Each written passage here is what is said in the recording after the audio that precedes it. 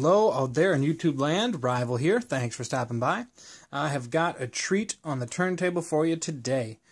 This is the first thing that I have gotten direct from Triple Aught Design, TAD. The logo is right there prominently featured on the box. And this is a knife that I have been chasing for a while.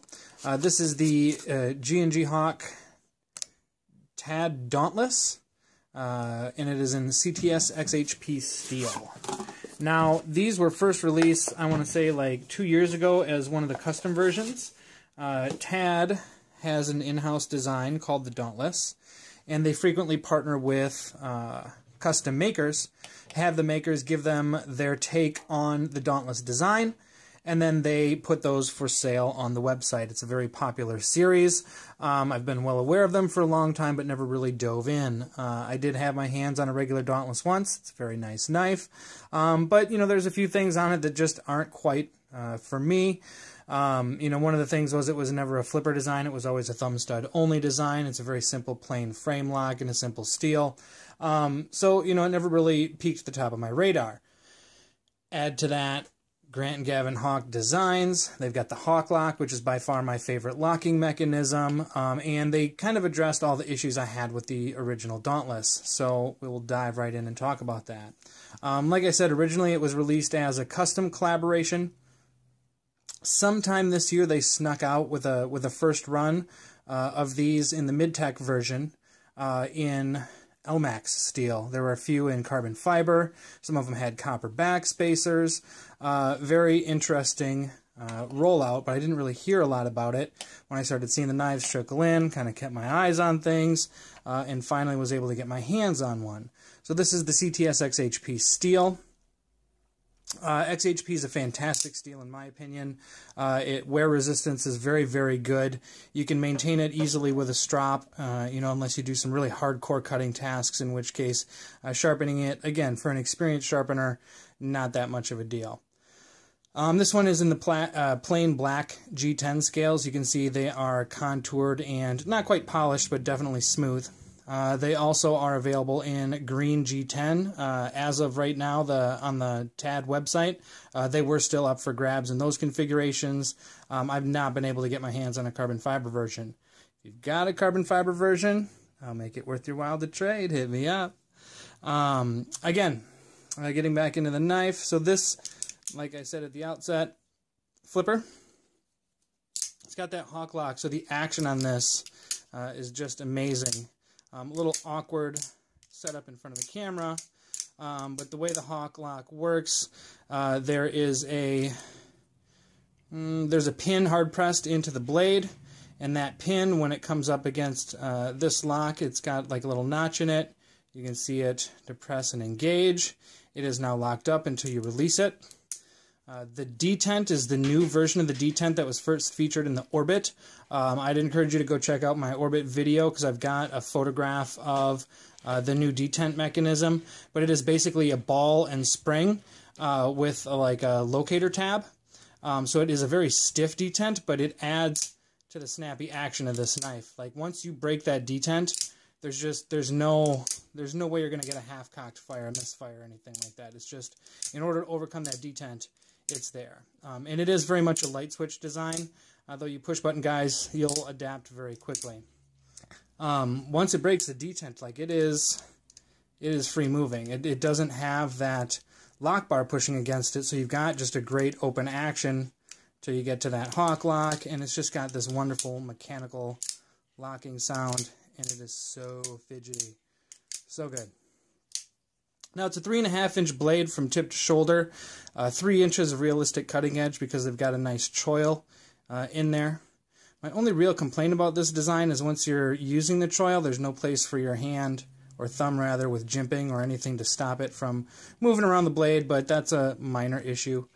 Some of you folks that just aren't fans of choils, I will understand why you may think that's ugly or not desirable. Personally, not a big deal for me.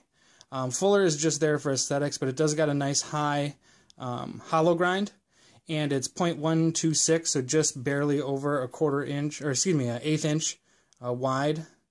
So it's not as thick as some of these big knives that have been coming out lately, like some of the ZTs where it's 0.156 blade thickness. It's a bit thinner than that. So it is a nice cutter and slicer. It's got that spear point with a nice upper swedge, just a simple, classic blade shape. The jimping at the top, the thumb landing, is in the perfect place when your hand is engaged in that handle. So, I mean, ergonomically, it's fantastic. You know, one of my complaints about the original Dauntless is just this long, kind of like, basically like an oval with a rounded butt. It's a little bit wide for me. There's no real ergonomics to it. You know, aesthetically, it's pleasing. But this, I think it achieves both aesthetic pleasure as well as ergonomic comfort. I like that the end is tapered.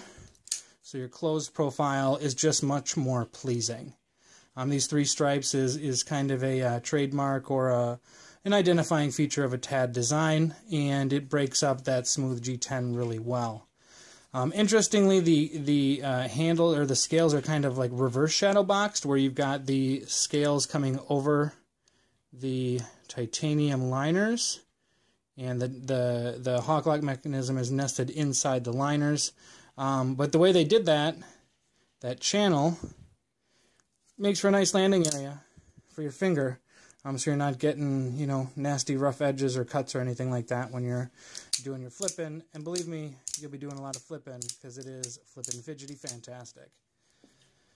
It's a very simple design, you know, 2 screws. Once you take the scales off, there are screws holding the spacer in place. The spacer goes over top the handle slabs in this case.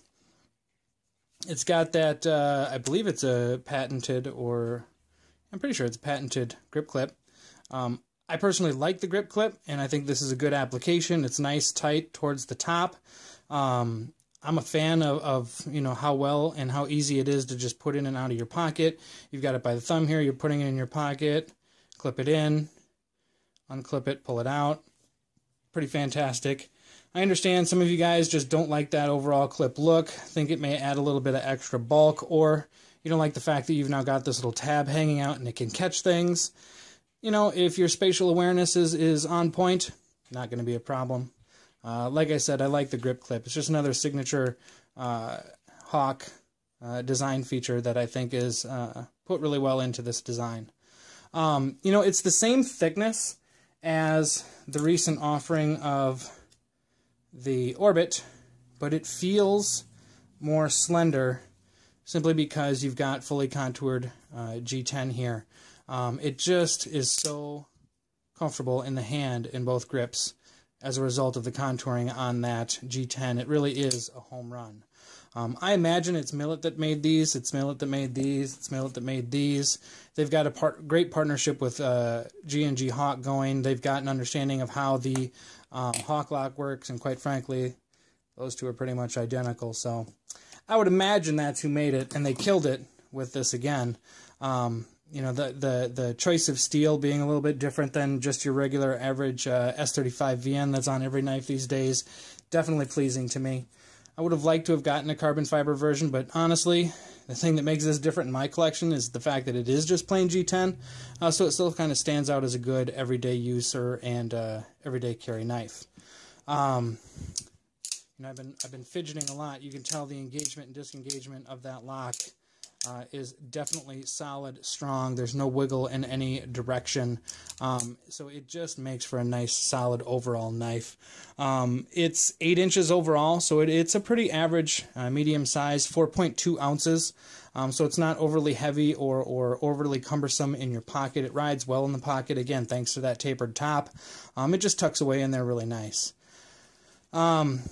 You know, I don't know how many of these they're making, how long they're going to be on the website, so definitely if it's something that trips your trigger, something you've been interested in, get in on the run before they're gone. I missed that first release. I got in on the second release. I don't know, again, how long they're going to be available, and it's just a great edition of the Dauntless series. It's a great example of a really well-designed and well-engineered hawk knife. I mean, as you can tell, a bit of a junkie. It's just a great addition to your collection that adds something a little bit different that is highly usable. I mean, it is a very well-engineered, well-designed, ergonomic it's just a great knife. I don't know what else there is to say. That is the G&G Hawk Tad Dauntless collaboration. That's what I got for you this week. Thanks for stopping by. Like and subscribe, and we'll see you again soon. Peace.